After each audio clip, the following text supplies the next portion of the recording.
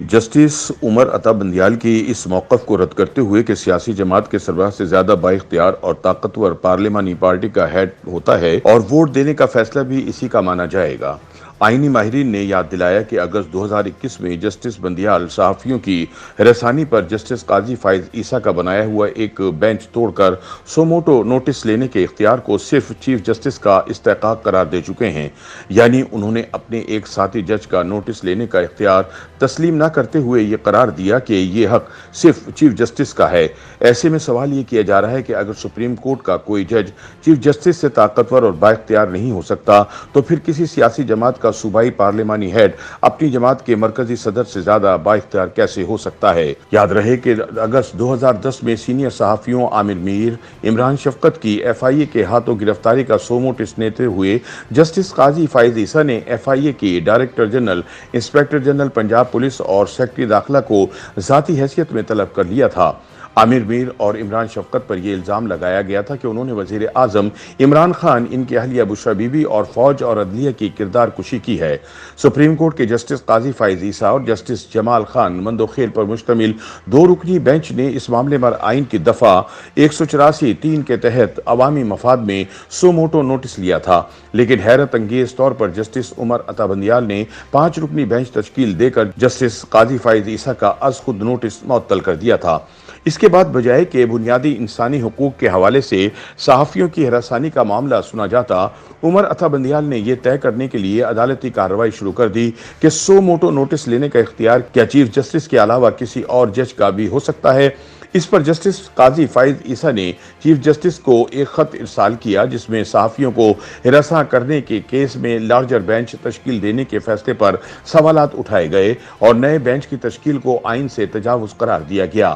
عمر عطا بندیال نے supreme court کے از خود نوٹس لینے کے اختیار کی وضاحت کے لیے 5 رکنی لارجر بینچ تشکیل دیا تھا۔ اس میں بھی ان کے علاوہ جسٹس اعجاز الاحسن، جسٹس منیب اختر، جسٹس قاضی محمد امین اور جسٹس محمد علی مظہر شامل تھے۔ نئے بینچ نے 20 اگست کو قاضی فائز عیسیٰ کی جانب سے جاری کردہ حکم معطل کر دیا۔ چنانچہ اس پیش رفت پر چیف جسٹس کو 24 اگست کو ارسال کردہ ایک خط میں جسٹس قاضی فائز عیسیٰ نے کہا کہ آئین نے سپریم کورٹ کے مختلف دائرہ کار کی تفصیل فراہم کی ہے جو آئین کے ذریعے بھی دیے جا سکتے ہیں۔ جسٹس قاضی فائز عیسیٰ کا کہنا تھا کہ آئین میں ایسا کوئی دائرہ اختیار نہیں دیا گیا جو ایک بینچ کو دوسرے بینچ کے کام کی نگرانی کی اجازت دے یا اس کے احکامات کو معطل کر دے۔ انہوں نے مزید کہا کہ آئین نے نگرانی کے دائرہ اختیار کی اجازت نہیں دی اور اس کی وجہ سے 5 رکنی بینچ کے پاس اس کیس کو سننے کا اختیار نہیں۔ ساتھ ہی انہوں نے یہ بھی کہا کہ اگر 5 رکنی لارجر بینچ نے سماعت جاری رکھی تو یہ آئین سے تجاوز ہوگا۔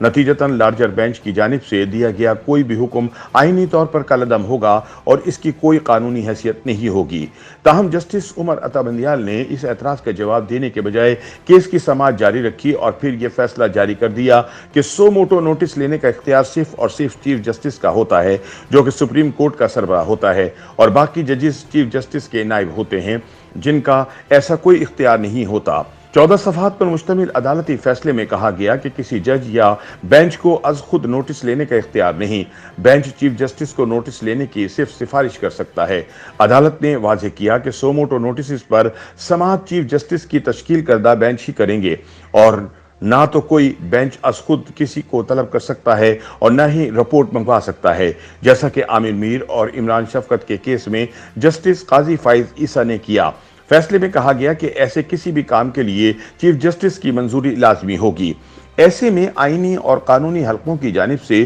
سوال کیا جا رہا ہے کہ اگر سپریم کورٹ کا کوئی جج چیف جسٹس سے طاقتور اور بااختیار نہیں ہو سکتا تو پھر کسی سیاسی جماعت کا صوبائی پارلیمانی ہیڈ اپنی جماعت کے مرکزی صدر سے زیادہ بااختیار کیسے ہو سکتا ہے، جیسا کہ اب چیف جسٹس عمر عطا بندیال اور ان کے ساتھی ججوں نے قرار دیا ہے۔